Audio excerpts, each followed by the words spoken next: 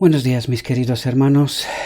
Eh, que la paz del Señor les acompañe en este precioso día. Y le ruego que nos envíe a todos el Espíritu Santo para ser capaces de comprender los mensajes que Él nos manda del alto, para entender claramente los tiempos en los cuales vivimos.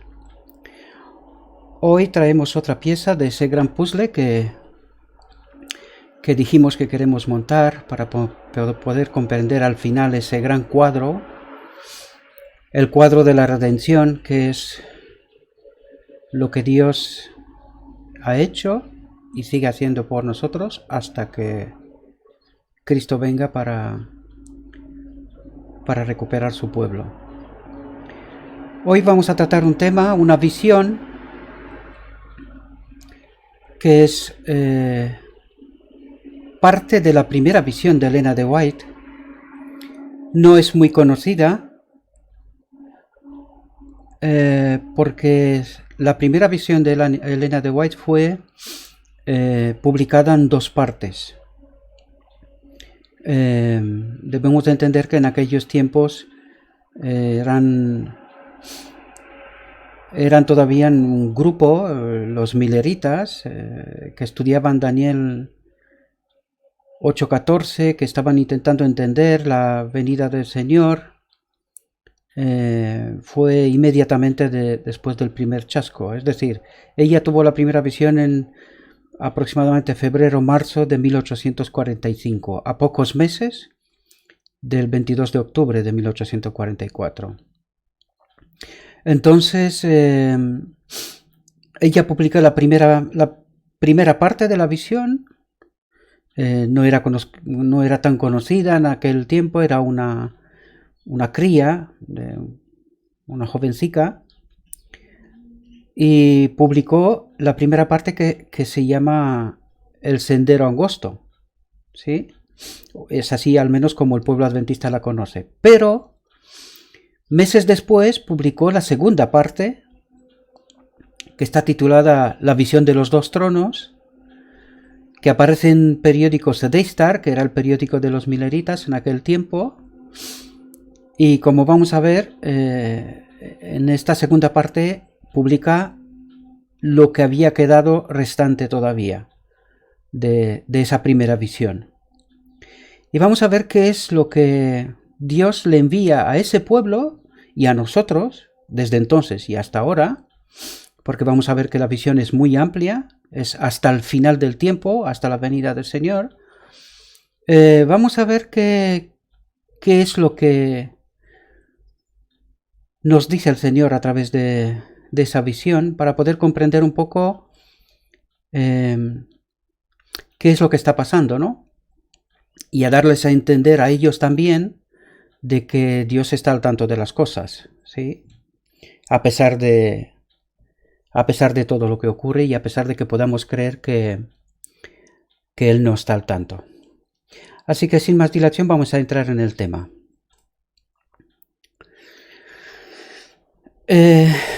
Esa visión aparece publicada el 15 de febrero de 1846.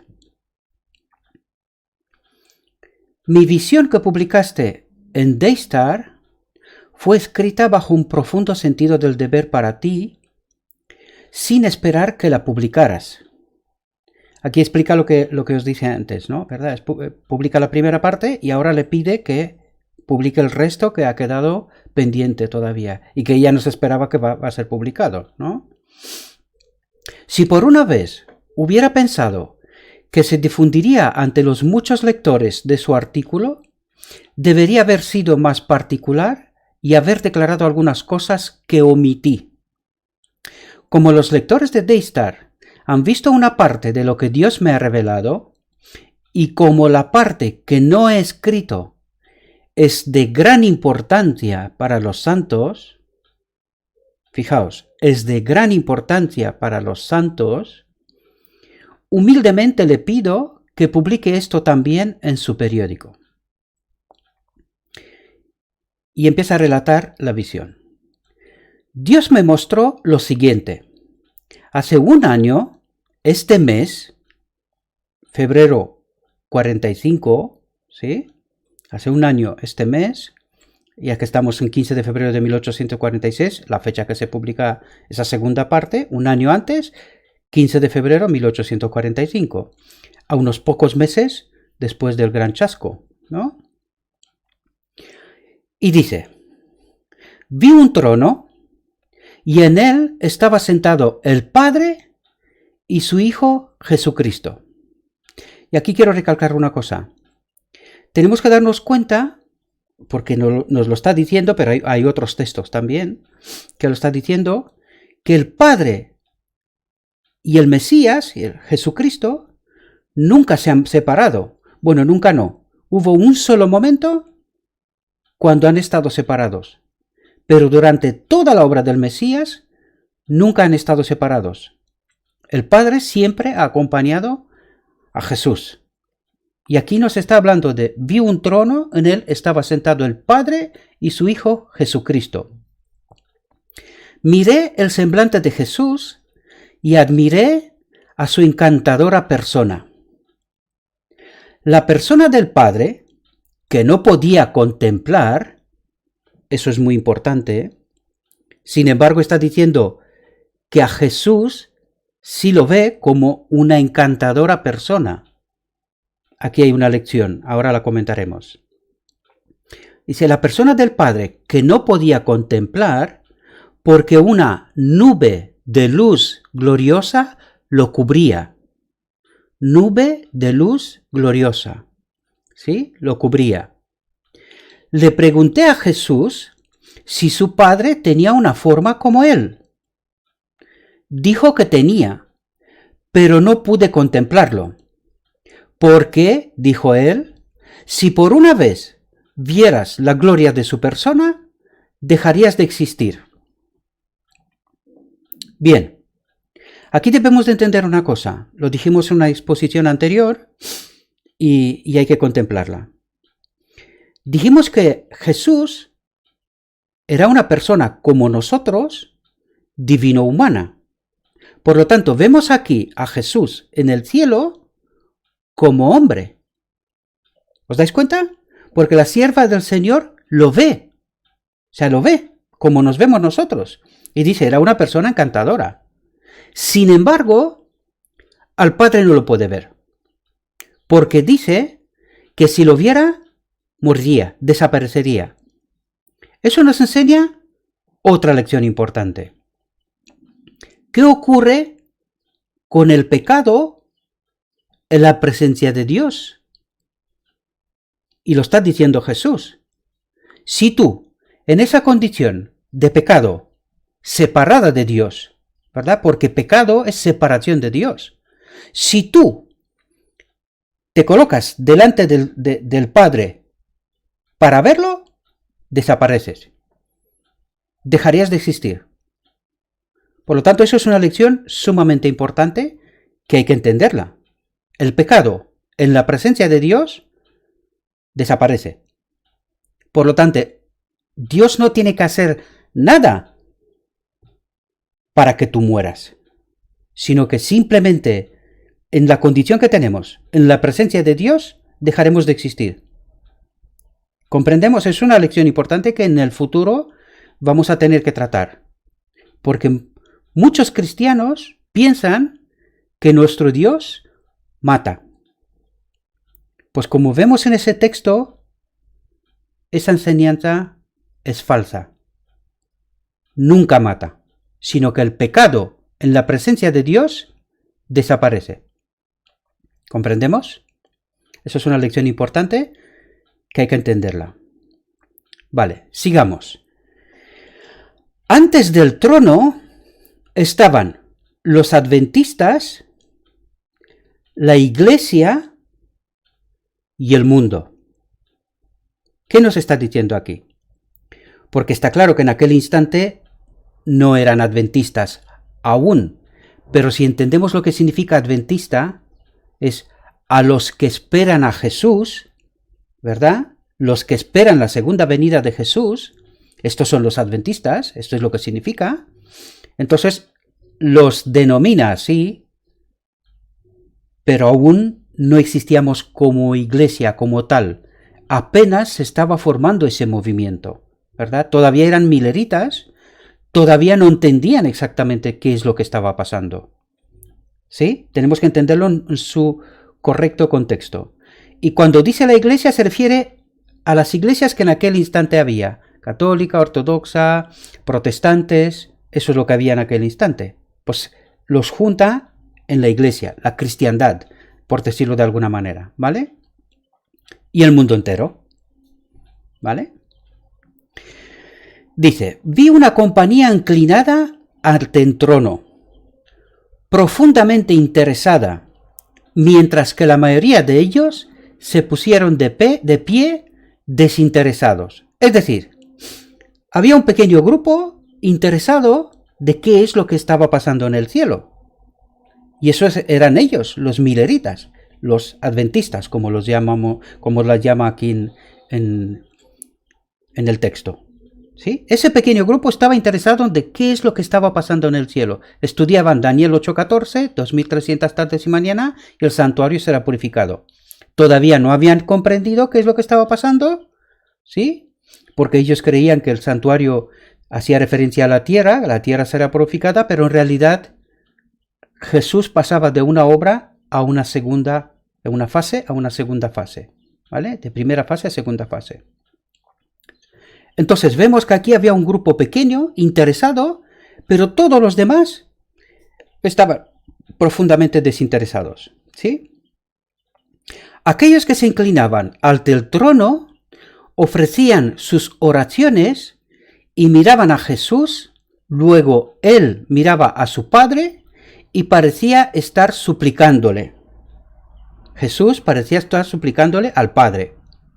Entonces, una luz vino del Padre a su Hijo y de él a la compañía de oración. Es decir, una luz que pasa del Padre a Jesús y de Jesús a esa pequeña compañía de oración. Es decir, les envía luz. Podríamos entender este mensaje, ¿sí? Y otros. Porque lo que está tratando es de explicarles qué es lo que está pasando. Ese pequeño grupo había pasado por el gran chasco y no sabían qué es lo que está pasando, no comprendían. ¿Sí? Entonces vi una luz muy brillante que venía del Padre al Hijo y del Hijo que ondeaba sobre la gente ante el trono. Pero pocos recibirían esta gran luz. Es decir, pocos recibieron esa luz. Si no fueron ese pequeño grupo que estaban estudiando y que estaban atentos, intentando comprender qué es lo que está pasando en el cielo. ¿Sí? Muchos salieron de debajo e inmediatamente se resistieron. ¿Sí? Muchos salieron de debajo e inmediatamente se resistieron. Otros fueron descuidados y no apreciaron la luz y se alejó de ellos. Algunos lo apreciaron y fueron y se inclinaron ante el trono con la pequeña compañía de oración. Aquí lo que nos está diciendo es que de aquel gran grupo de 1844, una vez que entraron en el gran chasco que pasó la fecha, una parte de ellos se apartaron, otros se quedaron descuidados, y que de ese pequeño grupo todavía se queda más pequeño, ¿verdad? Un pequeño grupo, una pequeña compañía que se queda en oración, ¿verdad? Que todavía procuran comprender qué es lo que está pasando. Y fijaos lo que dice. Toda esa compañía recibió la luz y se regocijó en ella mientras sus rostros brillaban con su gloria. Entonces vi al Padre levantarse del trono y en un carro en llamas entrar al lugar santísimo dentro del velo y se sentó. Es decir, el Padre pasa del lugar santo donde estaban hasta este momento, el Padre, y entra al lugar santísimo y se sienta. Es decir, ahí debe haber un trono. Y luego lo vamos a ver, ¿vale? Vamos a seguir. Allí, en el lugar santísimo, vi tronos que no había visto antes. Tronos, dice, al menos dos, tiene que haber al menos dos, ¿sí? Entonces Jesús se levantó del trono, del lugar santo de donde estaba hasta en este momento, y la mayoría de los que se inclinaron se levantaron con él. Es decir, ese pequeño grupo que estaban atentos a lo que estaba pasando en el cielo, se levantaron con él, recibieron esa luz que le fueron enviada y se fueron con Jesús. Y dice, se levantaron entonces Jesús se levantó del trono y la mayoría de los que se inclinaron se levantaron con él. Y dice, y no vi pasar un rayo de luz de Jesús a la multitud descuidada después de que él se levantó, y quedaron en la oscuridad perfecta. Es decir, cuando se levanta del trono del lugar santo y se va hacia el lugar santísimo, todos aquellos que se han quedado en la primera fase del lugar santo quedan en completa oscuridad. ¿Verdad? Todos aquellos se quedan sin luz. Vamos a ver lo que nos dice a continuación. Los que se levantaron cuando Jesús lo hizo, mantuvieron sus ojos fijos en él cuando dejó el trono, y los condujeron un poco más allá. Hay que entender muy bien aquí con qué es lo que está pasando en el gran día de expiación, en la lección del santuario que estaba en la tierra, santuario de los judíos, ¿vale? Entendemos, el pueblo se quedaba fuera, ¿recordad? Él estaba fuera, pero el sumo sacerdote entraba en el lugar santísimo para hacer la expiación, ¿sí? Por lo tanto, eso es lo que pasa aquí. Dice, los condujeron un poco más allá.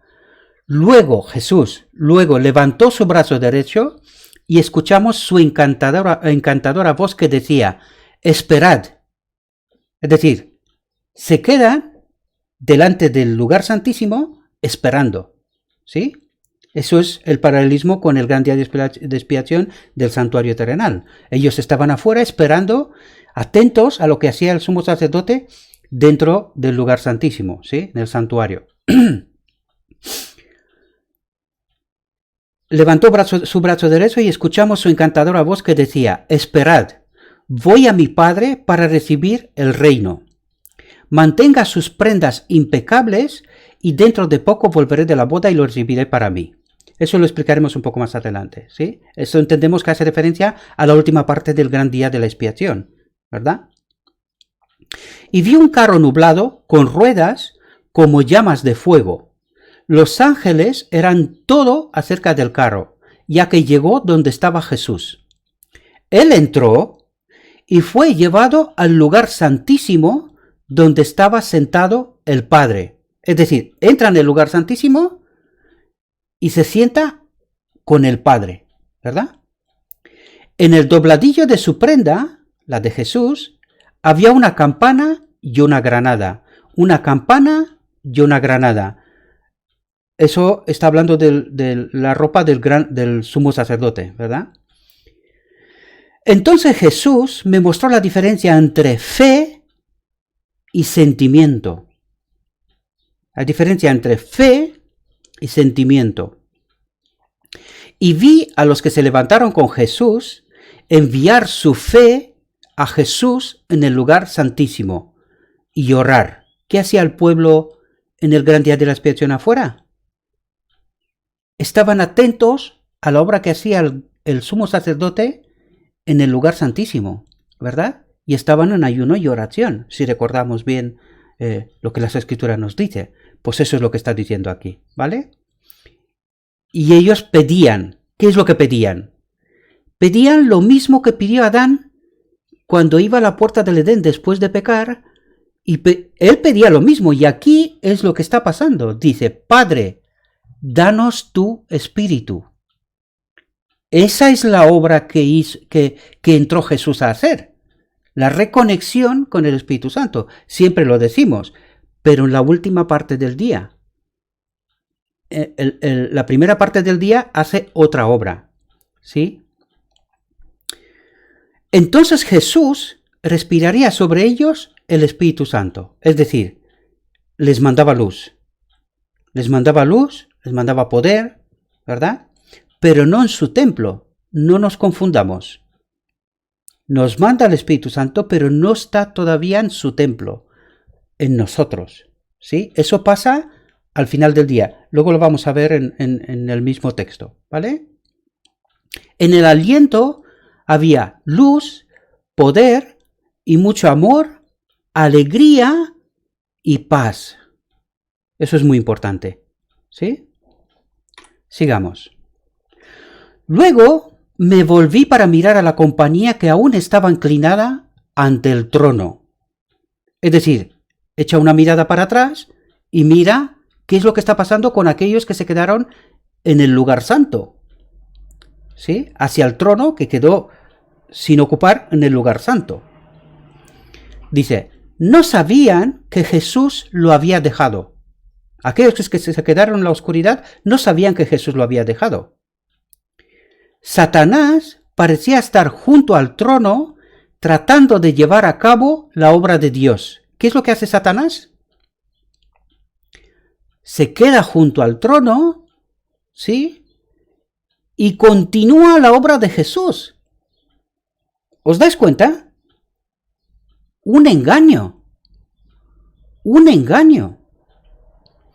Los vi mirar hacia el trono y rezar. Es decir, todos aquellos que se han quedado en la oscuridad, en el lugar santo, oraban y pedían lo mismo. Y decían, mi Padre, danos tu espíritu. Entonces Satanás respiraría sobre ellos una influencia impía. Es decir, Satanás también manda su luz, ¿sí? Una influencia impía. En ella había luz y mucho poder, pero no dulce amor, alegría y paz. Es decir, aquí vemos que hay una diferencia con la obra que hace Jesús y la obra que hace Satanás. Satanás también manda luz y poder. ¿Comprendemos? Manda luz. ¿Qué quiere decir? Pues lo mismo que hizo en Edén. Mezcla 99% de verdad y un 1% de veneno, mentira, engaño. Es decir, se aprovecha de las verdades antiguas, ¿verdad?, para engañar. Eso es lo que está haciendo. Y sobre esto vamos a tener que hablar mucho porque no hay forma de entender bien lo que está pasando si no entendemos realmente lo que está ocurriendo allí arriba. ¿Sí? El objetivo de Satanás era mantenerlos engañados y hacer retroceder y engañar a los hijos de Dios, es decir, a aquellos que se fueron delante del lugar santísimo, hacerlos retroceder. ¿Sí? Esa es su intención. Aparte de los que se quedaron en el lugar santo, pues quiere engañar a los hijos de Dios que lo siguieron, que vuelvan, ¿verdad? Y fijaos lo que está diciendo aquí. Y esa es una de las razones, al menos que es lo que creo yo, de por qué esa visión no es tan conocida en el adventismo hoy, ¿verdad? Porque no es fácil aceptar eso. Pero la realidad de lo que está pasando es esa, lo que vamos a leer ahora. Dice, se refiere a los hijos de Dios, a los que estaban delante del lugar santísimo. Dice, vi uno tras otro salir de la compañía que rezaba a Jesús en el lugar santísimo. ¿Qué dice? Que uno tras otro se fueron para el lugar santo. Es decir, empezaron a adoptar de la doctrina del lugar santo, de esa luz que mandaba el mismo Satanás. ¿Os damos cuenta? Y lo vamos a ver en otras exposiciones, que es en realidad lo que nos está pasando. Por eso se explica, y solamente así se explica, por qué estamos en donde estamos, ¿verdad? Con tanta confusión, ¿verdad? La confusión de Edén sigue más que nunca hoy. Más que nunca. A pesar de tener la verdad, porque la verdad sí que está. Pero estamos confundidos. ¿Por qué? Porque Satanás se ha encargado de mezclarla y de que estemos confundidos. Él lo que está tratando es de engañarnos, ¿verdad? Vi uno tras otro salir de la compañía que rezaba a Jesús en el lugar santísimo, ir y unirse a los que estaban delante del trono en el lugar santo, y de inmediato recibieron la influencia impía de Satanás. ¿Nos damos cuenta? Eso es la respuesta de lo que nos está pasando, y vamos a ver que en la historia del pueblo adventista, eso es lo que ha pasado.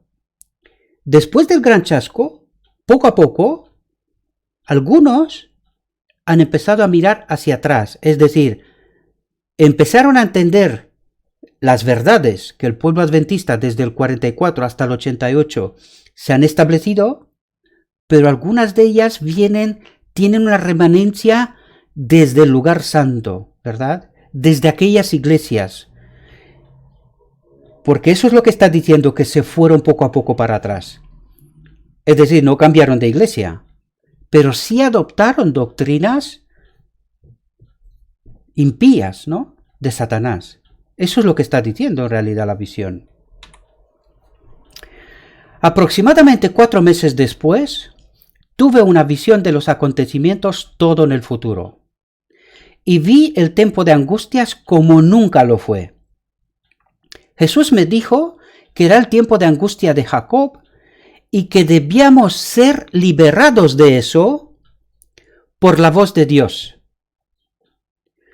¿Cómo se produce al final del día de expiación la reconexión de lo humano y lo divino? Por decreto divino. Fijaos, dice, debíamos ser liberados de eso, del tiempo de angustia, fijaos, o a partir del tiempo de angustia, ¿no? Por la voz de Dios. Él dijo y se hizo. Decreto divino. ¿Comprendemos? Es decir, eso es lo que pasa al final del gran día de la expiación. Miremos la visión de Zacarías. Tenemos un tema y una reflexión para atrás, en los temas que están publicados ya, si queréis, para poder comprender exactamente qué es lo que está pasando al final del día. Y eso es lo que nos está diciendo. Que debíamos ser liberados del tiempo de angustia, ¿sí? Por la voz de Dios. Fijaos, justo antes de ¿entrar dónde? En el tiempo de angustias, todos recibimos el sello del Dios viviente. ¿Lo entendemos? Es decir, al final del día, el día de la expiación, por decreto divino, recibiremos el sello del Dios viviente. Volveremos a estar conectados. Ya se ha hecho la expiación. La expiación está hecha. Ese pueblo, ese remanente, vuelve a estar conectado. ¿Entendéis? En algunos temas anteriores dijimos que no tenemos que estar preocupados, porque en el tiempo de angustia el pueblo de Dios será sellado. Ellos no lo sabrán, y lo vamos a ver ahora, no lo sabrán. Pero llegará un momento en donde sí lo sabrán. Vamos a leer. Entonces vi a los 4 ángeles, conexión con Apocalipsis, los 4 ángeles, dejar de contener los 4 vientos. Es decir, deja de proteger la tierra, ¿verdad? Deja de proteger la tierra. Y eso nos está diciendo que ahora estamos bajo protección. Siempre lo estuvimos. Todos, buenos y malos, da igual, todos. Toda la tierra ha estado protegida por los 4 ángeles que han retenido la maldad de Satanás. En toda la historia de la humanidad, desde que Adán pecó, siempre hemos estado bajo protección.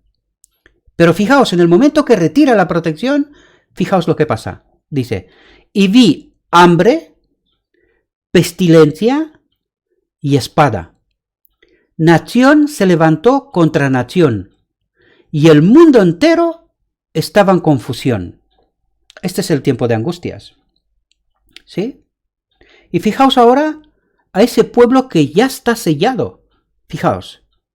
Luego clamamos a Dios por la liberación día y noche hasta que comenzamos a escuchar las campanas en la ropa de Jesús. el día de la expiación del santuario terrenal, que hacía el pueblo atento a los movimientos que hacía el sumo sacerdote en el lugar santísimo. Escuchaban las campanas. Y eso es lo que está diciendo aquí. Ese es el paralelismo, ¿sí? Y vi a Jesús levantarse en el lugar santísimo, y cuando salió, escuchamos el tintineo de las campanas y supimos que nuestro sumo sacerdote estaba saliendo. El tiempo de gracia se acabó. ¿Sí? Entonces, escuchamos la voz, estaba por acabarse, mejor dicho, perdón. Entonces, escuchamos la voz de Dios que sacudió los cielos y la tierra, y fijaos ahora, y les dio a los 144,000 el día y la hora de la venida de Jesús. Es decir, antes de que Jesús venga, ese pueblo sellado sabrá el día y la hora, pero no antes. No antes. Que no nos equivoquemos. Dejemos de fijar fechas. Y eso me dirijo a todos aquellos que tienen esa tendencia de fijar fechas. Eso solo lo sabe Dios por ahora. Y lo sabrán los 144,000 cuando serán sellados y cuando Jesús estaba por salir del lugar santísimo. ¿Vale? Por lo tanto, mientras no nos los diga Dios, no hay fecha. ¿Sí? Entonces, los santos fueron libres, unidos y llenos de la gloria de Dios, porque Él había convertido su cautiverio. Y aquí debemos de entender claramente, lo hablamos en otros temas, justo en este momento, cuando ellos entienden claramente cuál es la fecha de la venida de Jesús, ¿verdad? Ellos, llenos de la gloria de Dios, llenos del Espíritu Santo, unidos como Jesús, ¿sí? En esa misma condición, como Jesús, empiezan a hacer la mayor obra de la historia de la humanidad. ¿Con quién? Con toda la humanidad. Con todos aquellos que no tuvieron la oportunidad de conocer el Evangelio. Por eso es necesario que entendamos, en el gran día de la expiación, en el santuario celestial, cuando el sumo sacerdote sale fuera, se escogía un macho cabrío sobre el cual se depositaba el pecado, y había una persona especial preparada que llevaba el macho cabrío al desierto. ¿Quién es esa persona? Los 144,000 sellados, entonces demostrarán el carácter de Dios, vivirán, o sea, harían la obra que hizo Jesús en la tierra, glorifican al Padre y viven sin pecado. Y este es el hombre que lleva al macho cabrío al desierto, es decir, ese pueblo demostrará en vivo y en directo sobre ese planeta, en la peor condición de toda la historia, que Satanás es un mentiroso y un homicida. ¿Entendemos? Eso es lo que está pasando. Y luego fijaos, y vi una nube llameante venir donde Jesús estaba, y él se quitó su vestimenta sacerdotal y se puso su túnica real. Es decir, después de este último llamado a la humanidad, después de esa última obra, es apenas después cuando Jesús se quita su vestimenta sacerdotal. Es decir, este es el tiempo de gracia para todos los demás, no para su pueblo. Ya está sellado. Sino para la humanidad. Es última oportunidad. Es la última. Y apenas después es cuando Jesús se quita su vestimenta sacerdotal y se puso su túnica real. Es decir, viene como rey. Ahora viene a coger su reino, ¿verdad? Que le pertenece a él. Lo recupera, ¿verdad? De Satanás. Lo recupera. Adán lo había perdido. Pues Jesús viene a recuperar su trono de Adán. ¿Comprendemos? Por eso Él será la cabeza de esa nueva humanidad. Él será la cabeza de esa nueva humanidad. El segundo Adán, ¿verdad? Él se quitó su vestimenta sacerdotal y se puso su túnica real. Tomó su lugar en la nube que lo llevó al este, donde apareció por primera vez a los santos en la tierra. Una pequeña nube negra que era la señal del Hijo del Hombre. Mientras la nube pasaba desde el lugar santísimo hacia el este, lo que tomó varios días. Y fijaos ahora, la sinagoga de Satanás adoró a los pies de los santos. No sé si os recordáis que en algún tema anterior dijimos que cuando estaban a punto, la sinagoga de Satanás estaba persiguiendo para arrestar y meter en la cárcel a este grupo, a estos santos que están conectados ya con la divinidad, ellos levantaban la mano y la sinagoga de Satanás se caía de pie. Se arrodillaban, caían a la tierra. Eso es lo que está diciendo aquí. Sinagoga de Satanás adoró a los pies de los santos. Es decir, reconocen que este es el pueblo de Dios y que Dios ya está en su templo. ¿Verdad? Lo que ellos adoran en realidad es a Dios que está en su templo. ¿Verdad? No a los hombres, sino a Dios que está en ellos. ¿Verdad? Bueno, mis queridos hermanos, espero que esta reflexión os ha ayudado a comprender otras verdades, otras cuestiones. Sobre esta visión vamos a tener que hablar, porque tenemos que entender exactamente la trayectoria de ese pequeño grupo, de ese pueblo, de ese movimiento, que luego se convirtió en una iglesia, desgraciadamente, y así podemos entender realidades de nuestra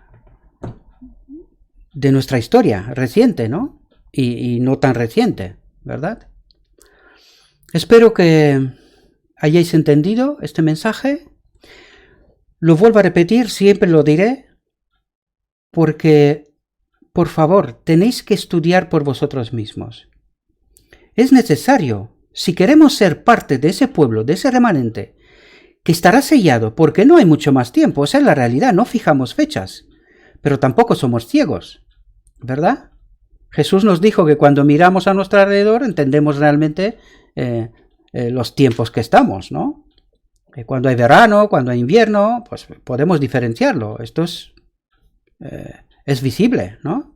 Pues lo mismo podemos entender los tiempos en cuales estamos viviendo y nos damos cuenta que no hay mucho más tiempo. Todavía, aunque muchos puedan creer que esa pandemia es que estamos en el tiempo de angustia, no lo estamos. Debemos de entenderlo claramente. El remanente estará sellado. Antes de entrar en tiempo de angustia, el remanente estará sellado. Lo acabamos de ver, ¿vale? Pero como digo siempre, por favor, estudiad por vosotros mismos, debéis de tener vuestra propia convicción y no escucháis cualquier cosa. Y eso no significa que no podemos escuchar sermones de otra gente, y por supuesto que sí. Pero no os lo creáis tal cual, sino que tenemos que estudiar y tener nuestra propia convicción. Porque en el día de la expiación, en la primera parte del día, lo dijimos, hay un juicio restaurador. ¿Vale? El juicio de expiación es un juicio restaurador, en donde Dios busca argumentos en nuestra vida, ¿verdad? Para que podamos estar conectados. Eso es lo que está pasando, ¿verdad? No es un juicio en contra, sino a favor. Pero claro, para que esté a favor, mi vida tiene que demostrar que vivo para Dios, ¿verdad? Para honrarlo, para glorificarlo. ¿Entendemos? Por lo tanto, no dejemos de estudiar. Y sobre todo, si os ha gustado esta reflexión y creéis que aporta algo, por favor, compartidla. No permitís que la luz se quede escondida, sino que compartirla con todos nuestros hermanos de tal manera que vamos a ver si en los 144.000 seamos muchos. Si puede ser, todos. Que según las visiones sabemos que no van a ser todos, ¿no? Pero Pero cuantos más, mejor, para la gloria y honra de nuestro Dios. Que Dios os bendiga y que tengáis un próspero día. Amén.